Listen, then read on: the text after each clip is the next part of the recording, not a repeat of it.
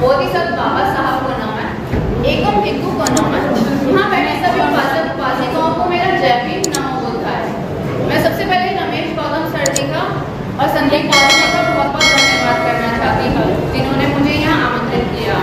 क्योंकि मैं लेकिन वक्ता नहीं हूँ, मुझे कोई इतना अच्छा बोलना भी नहीं आता है, तो कोशिश करूँगी थोड़ा कुछ बोलने के लिए।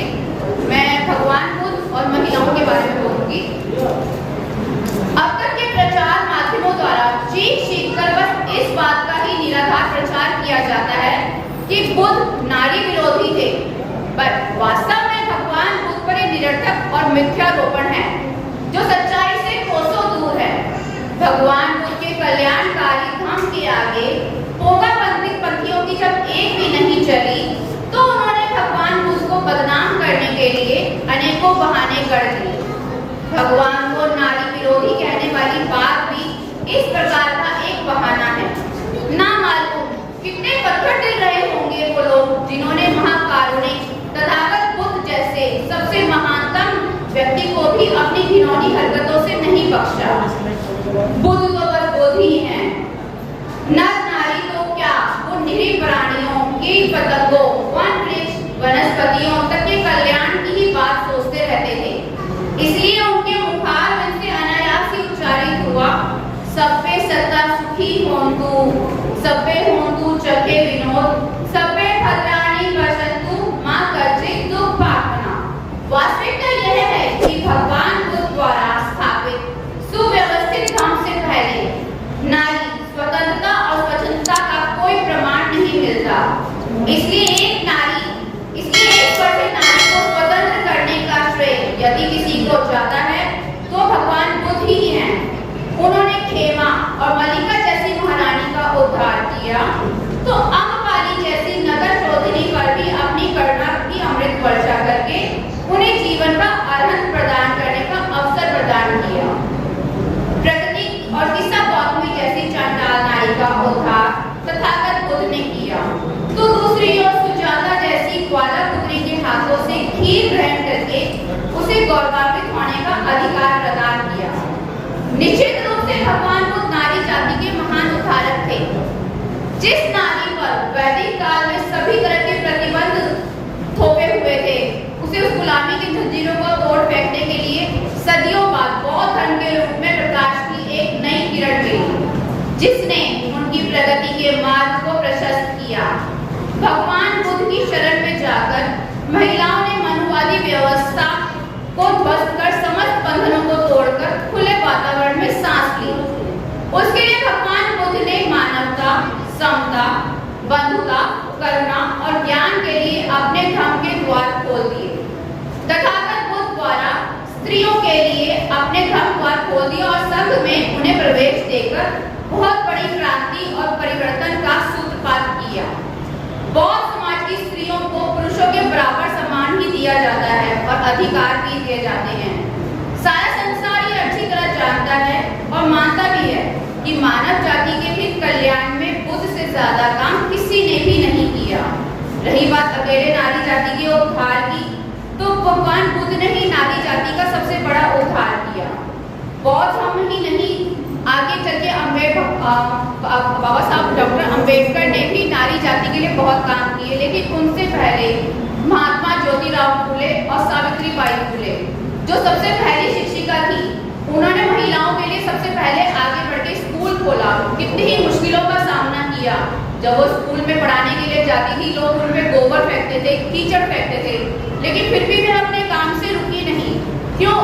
क्योंकि उन्होंने अपने समाज में देखा था कि महिलाओं को आगे बढ़ने का मौका नहीं दिया जा रहा था, लेकिन ज्योतिराव फूले जी ने अपनी पत्नी को आगे बढ़ने का मौका दिया, उन्हें शिक्षित करवाया और सावित्री बाई फूले ने भी सबको शिक्षित किया, महिलाओं को आगे बढ़ाया।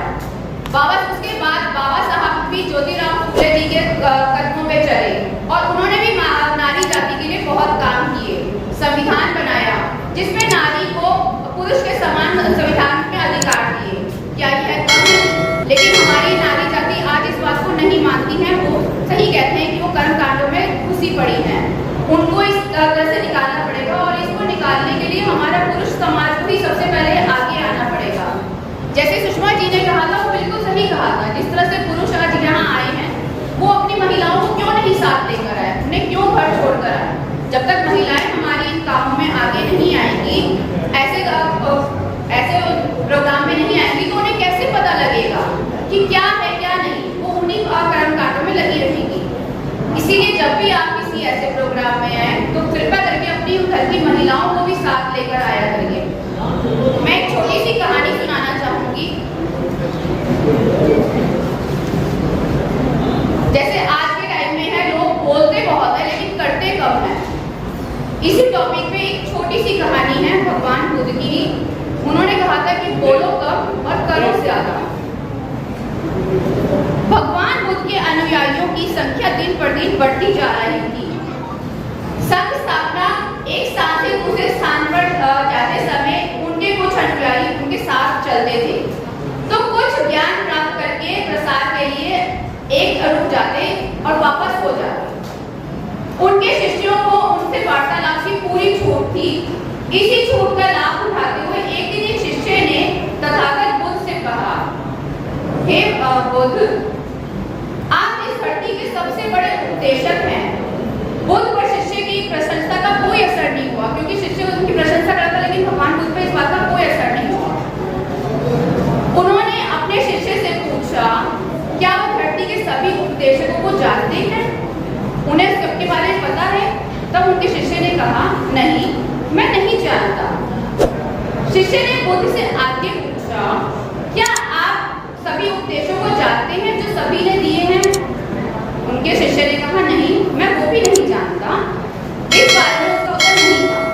इसे सुनकर तथागत बुद्ध ने कहा, उपदेशकों और उपदेशों के ज्ञान के अभाव में मुझे इस धरती का सबसे बड़ा उपदेशक कहना वो मूर्खता है। यानी तुम्हें सबके बारे में पता होनी चाहिए, तभी आप मुझे बोलिए।